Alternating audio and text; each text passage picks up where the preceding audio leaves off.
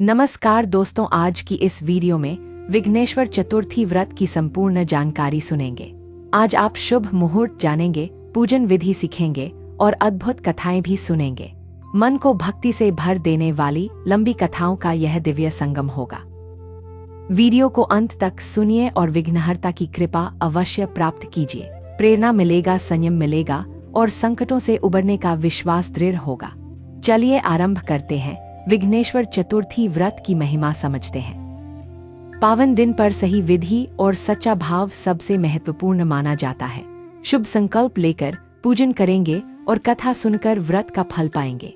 आप धैर्य से बैठिए और इस आध्यात्मिक यात्रा का मधुर आनंद लीजिए। भगवान गणपति विघ्नों का नाश करते हैं और कार्य में सिद्धि प्रदान करते हैं। विघ्नेश्वर चतुर्थी व्रत बुधवार 24 दिसंबर 2025 को मनाया जाएगा। यह व्रत संकष्टी गणेश चतुर्थी के रूप में विशेष रूप से प्रसिद्ध है। चतुर्थी तिथि कृष्ण पक्ष की होती है और चंद्रोदय दर्शन का महत्व रहता है। व्रत का मूल विधान है दिन भर उपवास और चंद्रोदय पर पारना करना। इस दिन गणेश जी को विघ्नेश्वर स्वरूप में स्मरण और पूजन किया जाता है। शुभ मुहूर्त के लिए मूल सिद्धांत है तिथि पालन और चंद्रोदय के दर्शन।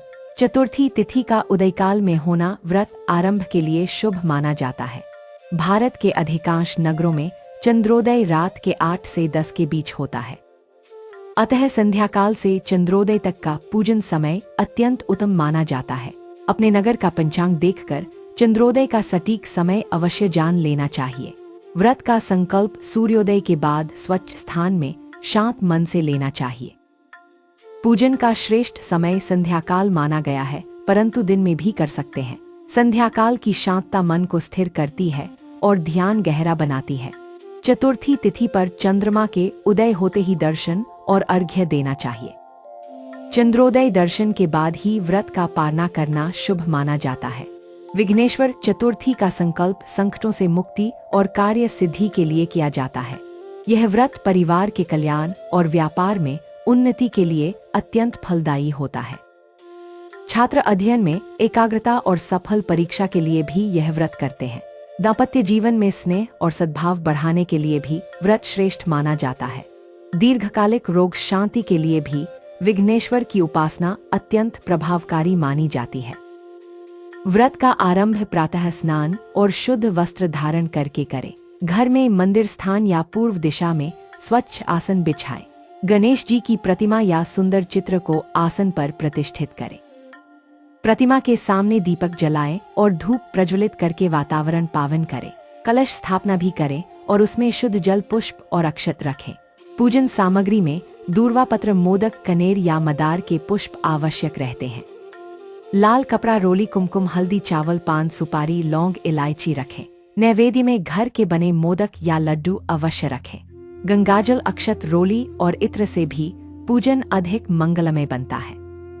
संकल्प के लिए दाहिने हाथ में जल और अक्षत लें। अपने नाम, गोत्र और व्रत का उद्देश्य स्पष्ट और शांत मन से कथन करें। विघ्नेश्वर का ध्यान करें और उनकी 4 भुजाओं का स्मरण करें। हाथ में पाश, अंकुश, मोदक और वरद मुद्रा का ध्यान करें। उनके मस्तक पर चंद्र कलाधारी स्वरूप का भावपूर्वक चिंतन करें। मूषक वाहन का स्मरण करें और चरणों में अपना अहंकार समर्पित करें। आसन समर्पण के बाद आचमन और प्राणायाम से मन संयत करें। अवघनसन गणाधिपन का जप करके वातावरण में पवित्र ध्वनि भरे। अब आवाहन करें कि विघ्नेश्वर पधारे और मेरे घर में विराजे। आसन अर्पण करें और चरण धोवन का भाव मन में कल्पित करें। अर्घ्य, स्नान, वस्त्र, यज्ञोपवीत और चंदन तिलक का क्रम से अर्पण करें। दूर्वा पत्र, त्रिदल के गुच्छे बनाकर गणेश जी के मस्तक पर रखें। लाल फूल और कनेर के पुष्प अर्पित करें और मन में कृतज्ञता रखें। अब धूप दीप दिखाएं और गंध से देव का शीश सुगंधित करें।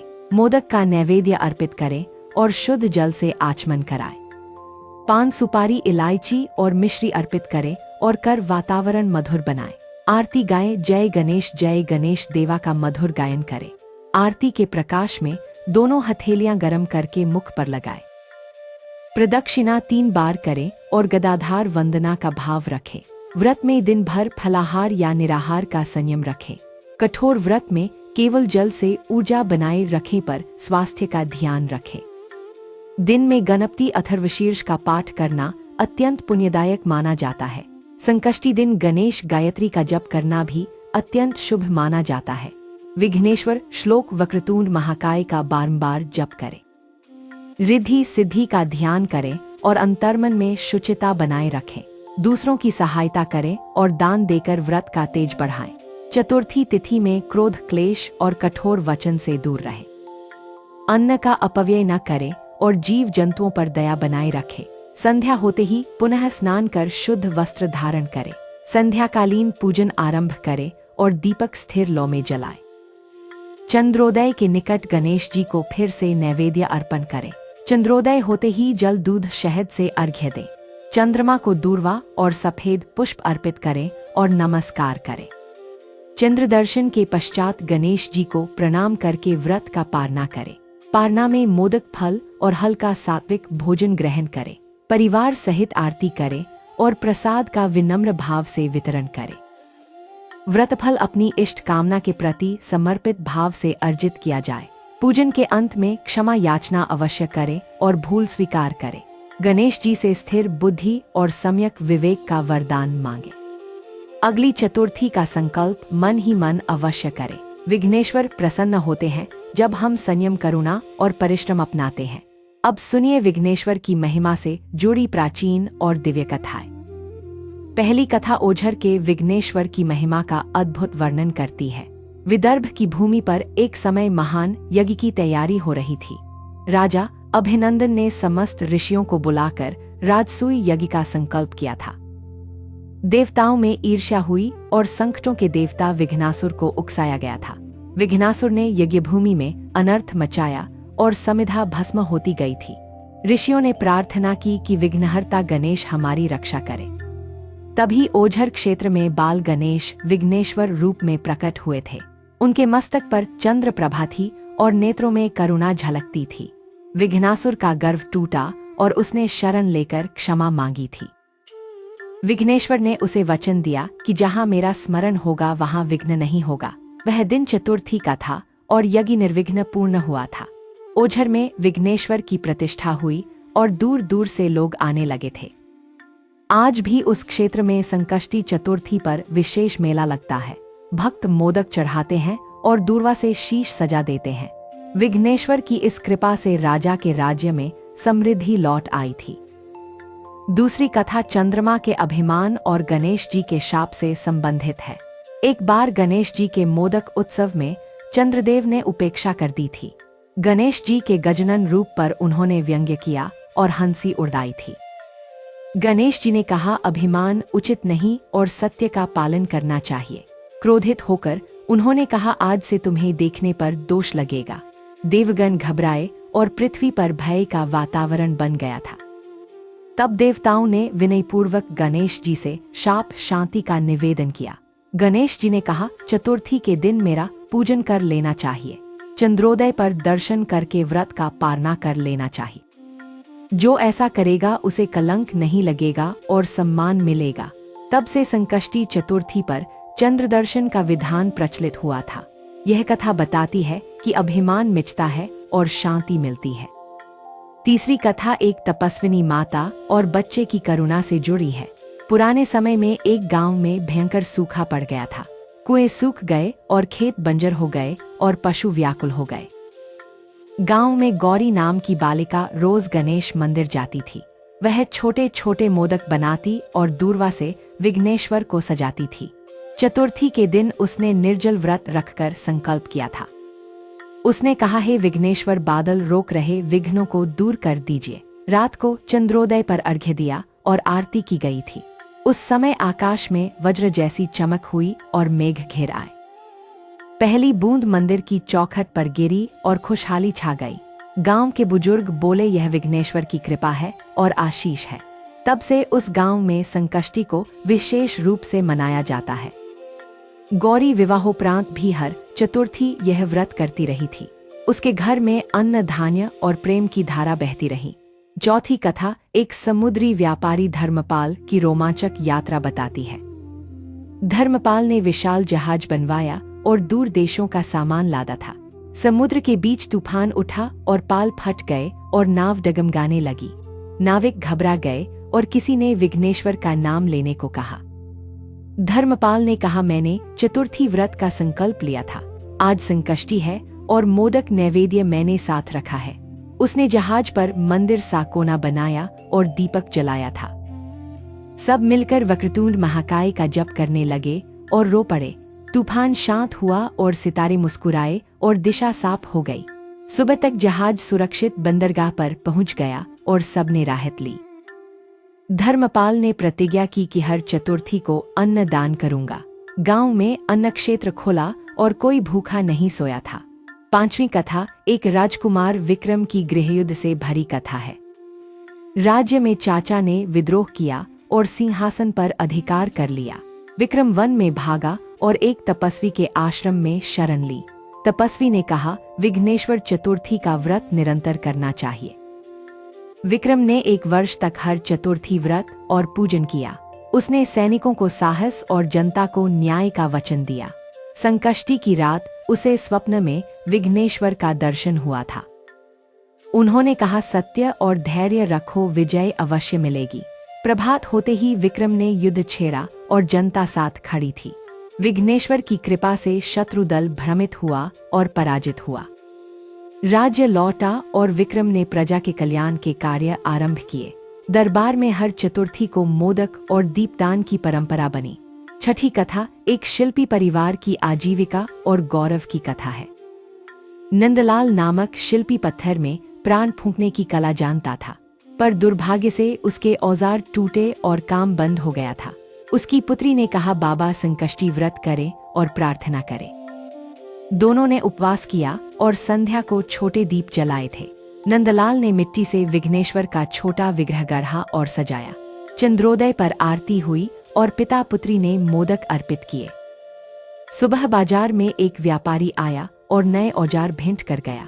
उसने कहा, मैंने स्वप्न में आदेश पाया था और इसलिए आया। नए औजारों से नंदलाल ने अद्वितीय विघ्नेश्वर मूर्ति तराशी थी। उस मूर्ति की प्रतिष्ठा हुई और शिल्पी परिवार का मान बढ़ा। गांव में कला शिक्षण केंद्र खोला और बच्चों ने कौशल सीखा। अब हम पूजन विधि के सूक्ष्म नियम और भाव विस्तार से समझेंगे। व्रत में मन, वाणी और कर्म की शुद्धि सर्वोपरि मानी जाती है। भोजन सात्विक रहे और अनावश्यक आलस्य और परनिंदा से बचना चाहिए। दूर्वा अर्पण सम संख्या में करे, क्योंकि परंपरा ऐसा निर्देश देती है। दूर्वा ताजा और शीतल हों और 3 पत्तियों के गुच्छे चयन करें। मोदक में गुड़ और नारियल का प्रसाद बड़ा शुभ माना जाता है। यदि मोदक उपलब्ध न हो तो भोग में खीर अर्पित करें। लाल या पीले पुष्प अर्पित करें और सुगंधित इत्र हल्का छिड़कें। आरती के समय घर के सभी सदस्य उपस्थित रहें और संग में गाएं। बच्चों को कथा अवश्य सुनाएं ताकि संस्कार सहज रूप से बने। दान में शिक्षण सामग्री, वस्त्र या अन्न का दान उत्तम माना जाता है। गोसेवा या पक्षियों को जल देना भी व्रत फल को बढ़ाता है। व्रत के दौरान मोबाइल और शोर से दूर शांति बनाकर बैठना चाहिए। ध्यान में गणेश मंत्र का मृदुल जप करते रहना चाहिए। समाप्ति पर प्रसाद सबको समान भाव से वितरित करें। क्रोध या विवाद की कोई स्मृति रहे तो उसी समय क्षमा करें। अब सुनिए एक और पुरानी कथा जो धैर्य सिखाती है। एक निर्धन ब्राह्मण भीख से गुजारा करता और कठिनाई में जीता था। उसकी पत्नी ने कहा, संकष्टी व्रत करें और ईमानदारी न छोड़। दोनों ने मिलकर मिट्टी की दीपाश्री सजाई और विघ्नेश्वर पूजन किया। उसी रात नगर के धनी सेठ का पुत्र खो गया था। ब्राह्मण को एक शिशु मिला और उसने सेठ को समाचार भेजा। सेठ ने कृतज्ञ होकर जीवन भर का भरण पोषण उठा लिया था। ब्राह्मण ने कहा, यह विघ्नेश्वर की प्रेरणा है और करुणा है। सत्य और धर्म का पालन करने से चमत्कार घटित होते हैं। विघ्नेश्वर भक्ति में स्वार्थ नहीं बल्कि समर्पण अपेक्षित रहता है। अब हम व्रत के लाभ और सूक्ष्म आध्यात्मिक रहस्य को समझें। यह व्रत मन की वासनाओं को संयत करता और बुद्धि को निर्मल करता है। दैनिक जीवन के अवरोध हटते हैं और कर्म में प्रवाह बनता है। परिवार में संवाद सुधरता है और तिरस्कार की दीवारें टूटती हैं।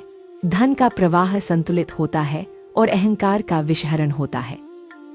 विघ्नेश्वर आरंभ के देव हैं, इसलिए योजनाएं सफलतापूर्वक आरंभ होती हैं।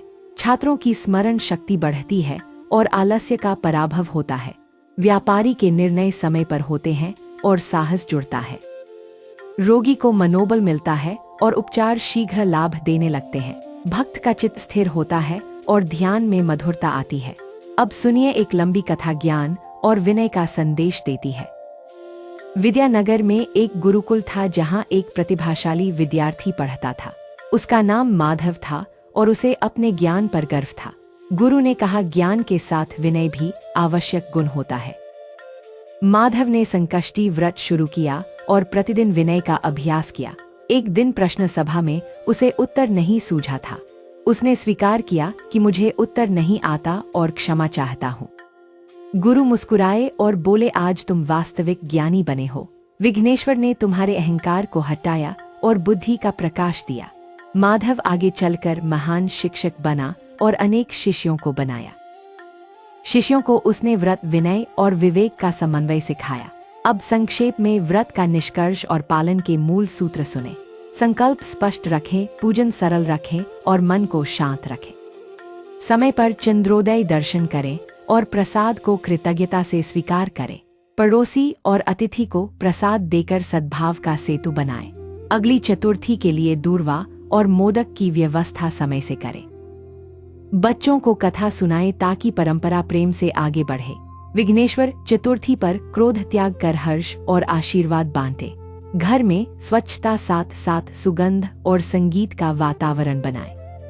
ध्यान में विनय, विद्या और विवेक के त्रिवेणी का स्मरण करें। अपने नगर का पंचांग देखकर चतुर्थी तिथि और चंद्रोदय समय सुनिश्चित करें। 24 दिसंबर 2025 को व्रत अवश्य करें और पूजन करें। विघ्नेश्वर की कृपा से नए वर्ष के कार्य सुचारू रूप से प्रारंभ होंगे। आपके परिवार में स्वास्थ्य, समृद्धि और सौहार्द का दीपक प्रज्वलित रहेगा। नम्र प्रार्थना है कि आज सुनी कथा मित्रों तक अवश्य पहुंचाएं। भगवान विघ्नेश्वर सबका कल्याण करे और जीवन से सभी विघ्न हर ले।